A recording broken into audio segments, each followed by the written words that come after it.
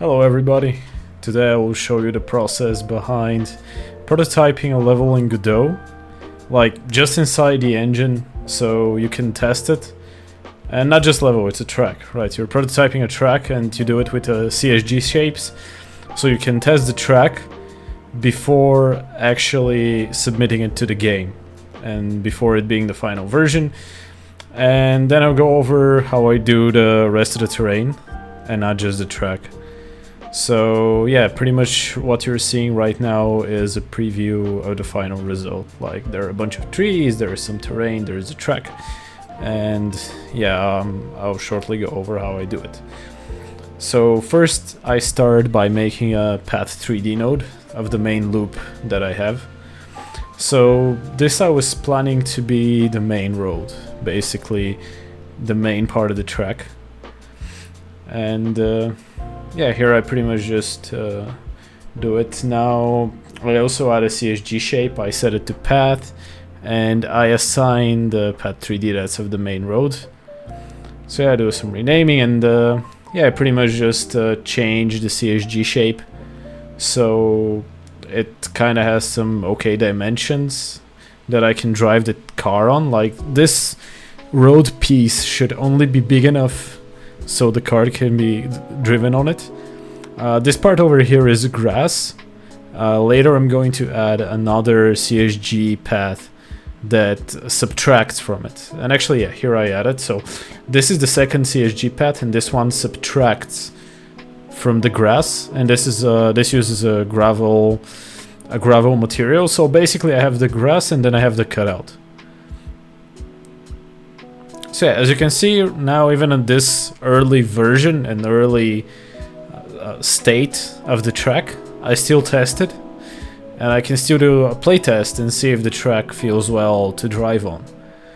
And I feel like this is very important for a game, like if you're making a track, and if you just do it in a 3D software like Blender, you can't test it and you can't change it quick, so you can't modify it. So yeah, I'm pretty much just doing some tweaks of the track here. And yeah, I just want to make sure that it feels good to drive on. Yeah, so here I have finalized the main loop, and I just do a little drive, make sure that it feels okay, that it feels good. And yeah, like there's just some driving here. I can see that the car handles well, that the bumps feel nice, that they're doable. Like the goal of this game is to keep all your melons, like part of the goal is, and yeah, you can do it. So now I start the second track, and I pretty much do the same thing. Like I start with the path 3D node, and I just make some lines that I think will feel good to drive. The second part, I was planning to have a few bumps on it, so it has a different challenge than the first one. So yeah, I play tested. Of course, like that's the whole idea behind this style of making the track.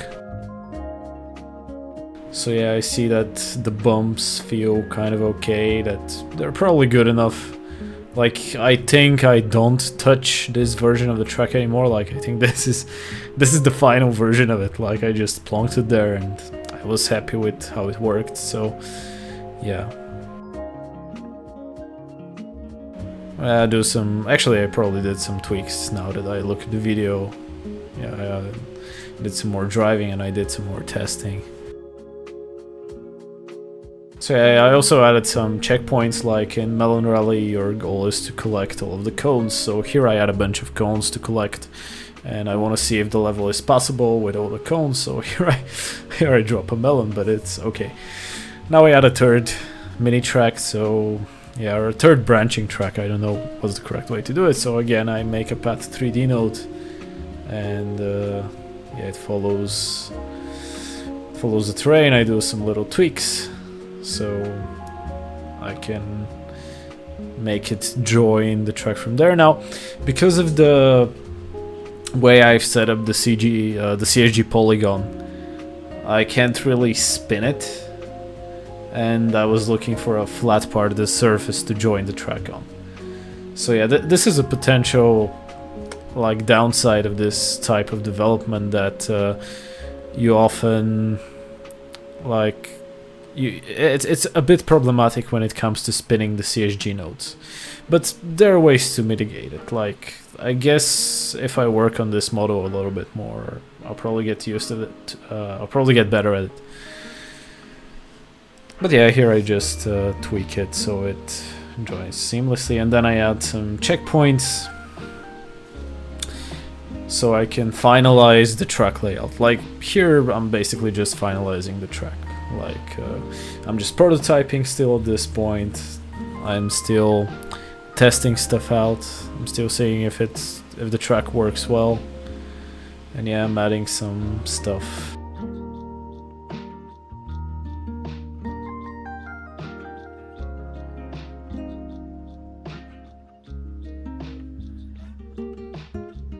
So I also add some tarmac. Like Melon Rally has different road surfaces. So yeah, I add a part that's out of tarmac. Like I pretty much just copied the gravel cutout, and instead of it being a subtraction, I make it, I think, union, and I just change the material. So it's yeah, it's just tarmac. I have to use a separate node for it because in my code for handling, it depends on the type of collision shape that wheels connect to, basically to determine the grip. And yeah, as you can see, I've gotten to a point where I can do a full level test. Like I can test the whole level, see if it works well together, try to drive with all the melons without losing them, because this is the goal of the game. And if the level is made in such a way so that I would lose my melons anyway, then it's not a good enough level. It needs to be finishable with all melons. So yeah, just make sure that is the case with this prototype that is still 100% in Godot at this point. Like I still haven't opened Blender, I'm still just in Godot.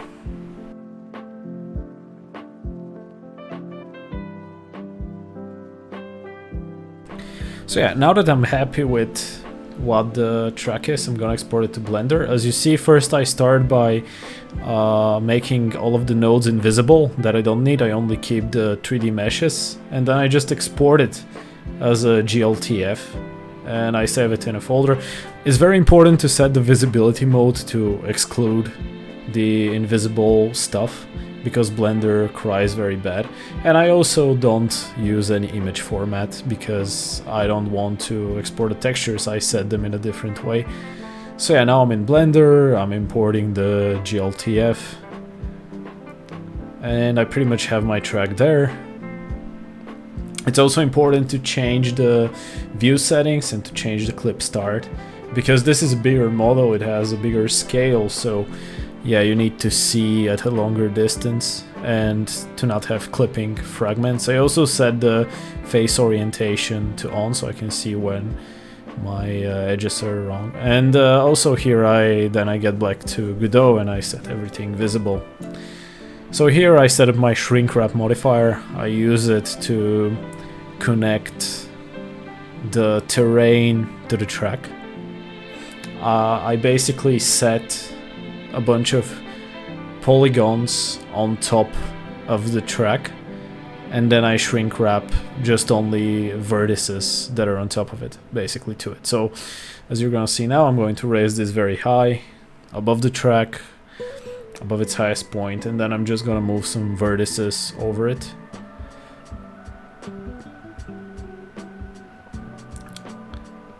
And yeah, pretty much this is like the first triangle, like not triangle, but yeah, the first polygon that's going to be a part of the track. And I start adding the Shrinkwrap modifier here.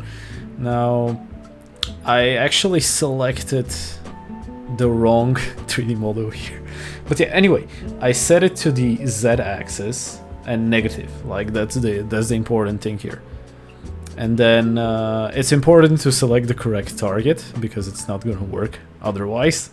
like it did not work for me here, and I skipped the video a little bit. So yeah, here I have set it to the correct target, and and here I set it to the correct axis. So yeah, pretty much just shrink wrap. I also set an offset of minus 0.1 meters as well. This helps the terrain get inside the part of the track, so it's not on top of it. Like in some levels I had made previously, I would have this areas of the track where basically the terrain would stick on top of it, and it looks very bad, and it shows the world underneath, and that's not good. So yeah, here I'm time-lapsing a little bit like how I constructed, so yeah, I'll just leave this time-lapse for now.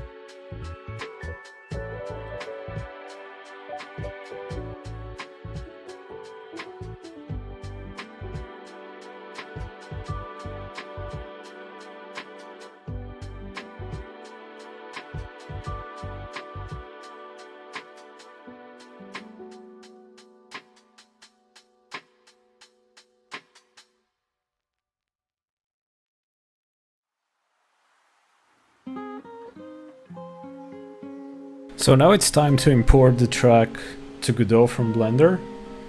I select all of the meshes I made that have the collision suffix to them, so they have collision, and I make sure to limit my selection to the selected objects or the export, and I export a GLB format in Godot. And yeah, I go into the import settings of Godot and I change my grass material to the one I have in the project.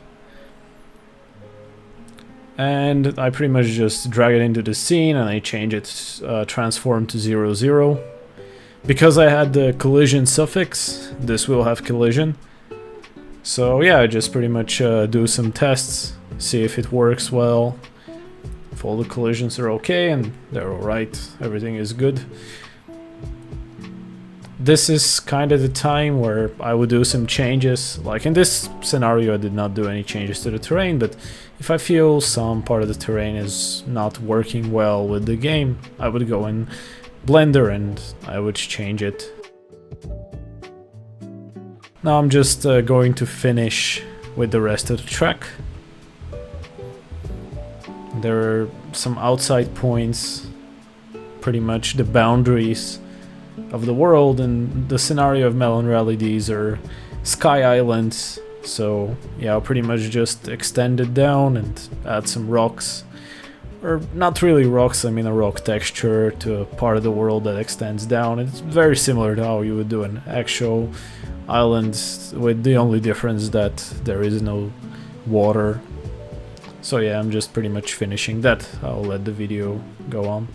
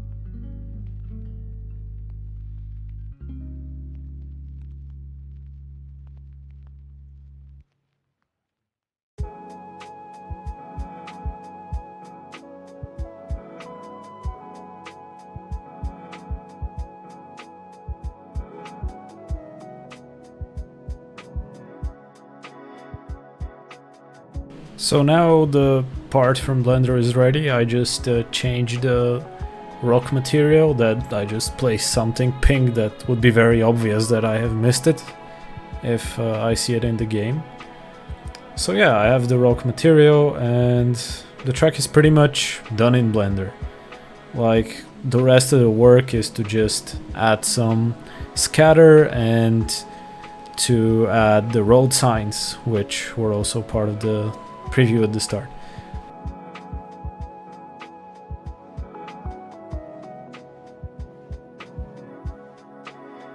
So to have scatter and road signs, I pretty much have my own little script for that. Like, the scatter script just spawns a bunch of tree scenes throughout the world based on some collision masks, or rather collision layers. And I also have the cloud generator, which I added, so this adds the clouds to the scene. And here I'm just finishing up with some road signs that show that you have corners and you can use as sort of a cue while you're driving.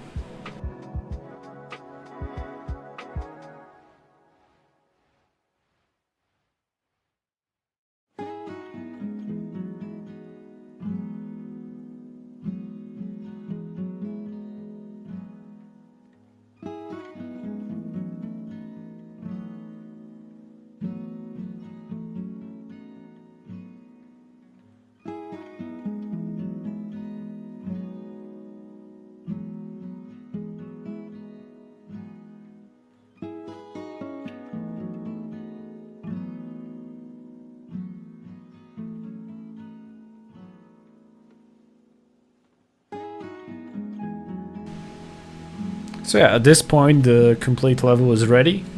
Everything is there. You have the scatter, you have the road signs, you have the checkpoints, and yeah, you can actually play this level on Steam. The demo is free, so yeah, you can try it out, see how it feels, see how it works, and you can make levels like this yourself if you want, following this type of process. I think it's very nice because I can actually feel the track, feel how it plays before I do like the rest of the modeling and the environment. And yeah, that's pretty much it. So this is a test run for it. And as you can see, I'm just driving around, making sure everything is okay, making sure there are no graphical glitches.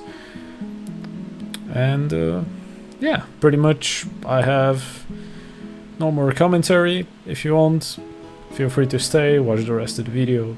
So yeah, thank you.